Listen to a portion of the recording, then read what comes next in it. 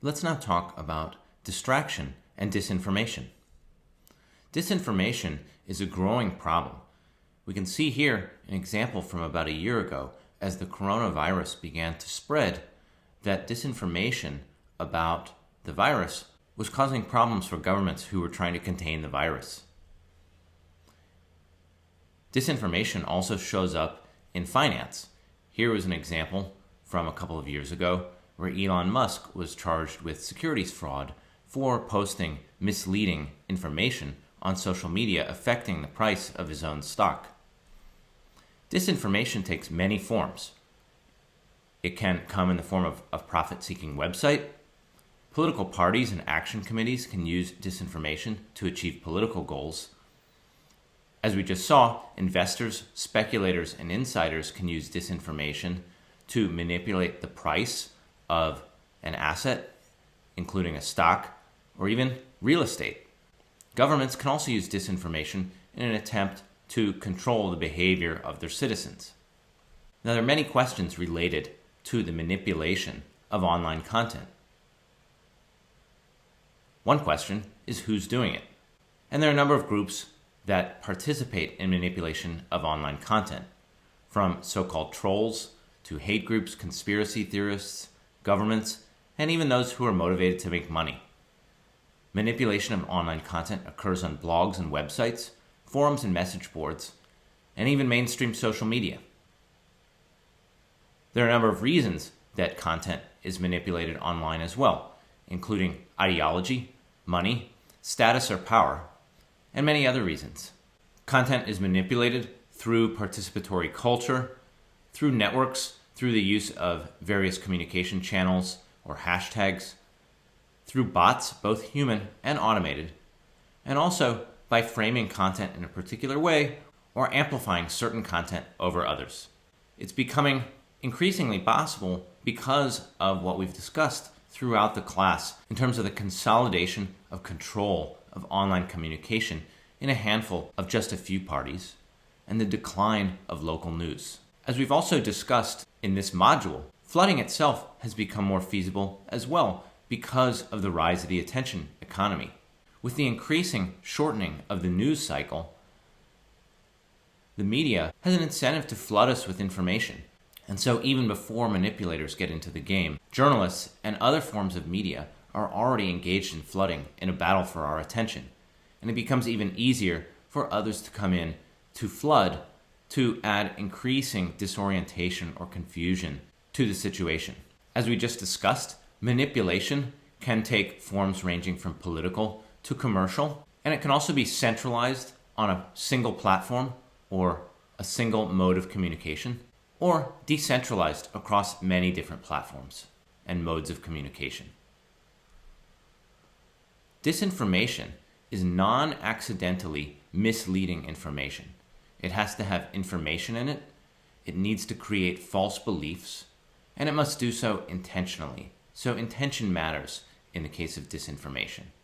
Benkler talks about propaganda, or communication that's designed to manipulate a target population by affecting its beliefs, attitudes, or preferences in order to obtain behavior that's compliant with political goals. He also discusses manipulation as a way of directly influencing someone's beliefs, attitudes, or preferences. He also defines network propaganda, which essentially is a form of propaganda that uses a communication network to achieve these effects on a population scale. As we've discussed already, the effects of propaganda include induced misperceptions, disorientation, and distraction. Distraction might be what Molly Roberts calls flooding. Of course, there are other types of incorrect information, such as satire, and disambiguating disinformation from satire can sometimes be a challenge, particularly for automated algorithms. Here's a taxonomy of manipulation. One can manipulate information by changing the choice set, or the set of things that a user has available to choose from. This might be, for example, changing the top 10 search results that appear for a search term. One could change the layout, for example, by moving news stories up or down on a news page, by changing the set of recommended articles or products, or even by reordering search results. One could also change the content itself. Manipulation can occur at various stages in the pipeline of producing and disseminating information. At the stage of production, a news agency can change what it produces, for example, or how it decides to lay out the content that it produces. Of course, the content itself could also be manipulated through things like bogus reviews, astroturfing, false Wikipedia entries, and so forth. Once content is produced, it can also be manipulated through dissemination. A platform could remove or add content. News outlets can use social media to rebroadcast certain stories. And fake accounts, or so-called sock puppets, can create or amplify different forms of content, including false content. Various technologies can also manipulate how we discover information and what information that we discover. A search engine, for example, could change the set of results for different users, creating filter bubbles. And polluting a user's profile, such as we've seen in earlier modules, can change how results are ranked when a user aims to discover information. There are a lot of examples of manipulation. Bogus reviews, sock puppets, search-related attacks, pollution of browsing history, astroturfing, and false Wikipedia entries are just a few of the forms of manipulation that we see on the internet. There are many reasons that information might be manipulated. One might manipulate it to influence users' beliefs and decisions, and the motives might be economic, political, or social. In the sphere of economics, one might aim to affect buying behavior. In the sphere of politics, one could affect, for example, how a user chooses to vote. And in the social world, one might use manipulation to affect the credibility of oneself or others.